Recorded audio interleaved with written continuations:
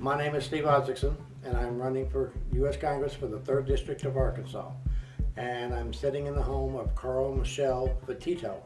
I have known them for over 3 years, and I'm here to have them tell you their story, where they came from through the VA system.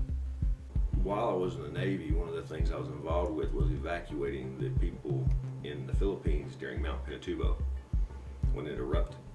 And due to that situation, I have PTSD to today. That's where my PTSD started.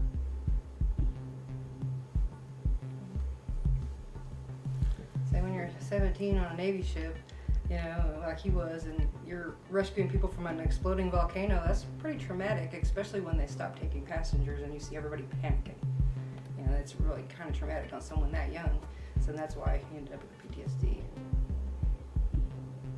I have trouble with large groups. And sleeping.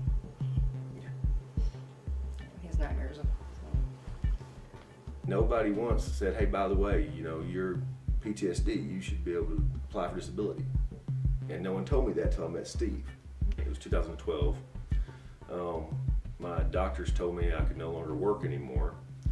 And so we ended up losing everything because I couldn't work.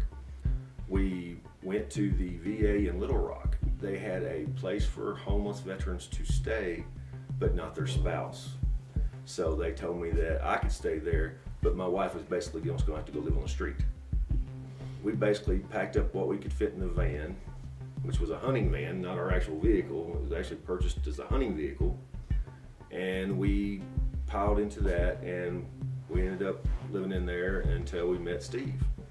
He, through a homeless program up here in Bentonville, Arkansas, and that was like 6 months later.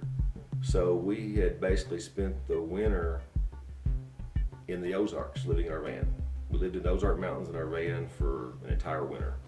We went to get food stamps from the food stamp office, and it had been like 30 days since he'd had a paycheck, so we had no money left at all.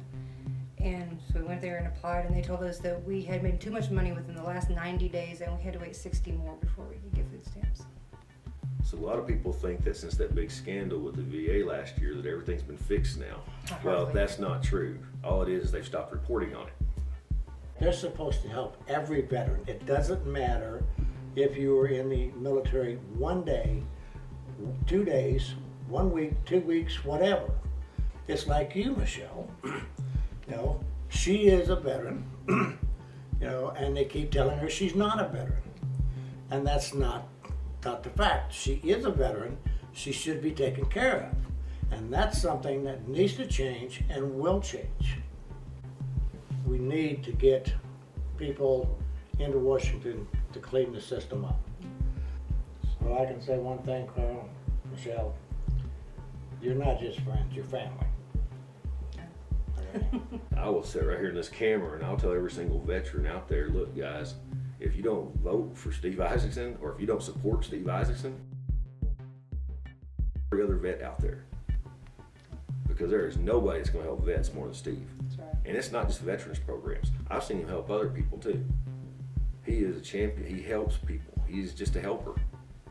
That's his nickname on it used to be on Facebook, veteran helper. But you know, he helps everybody.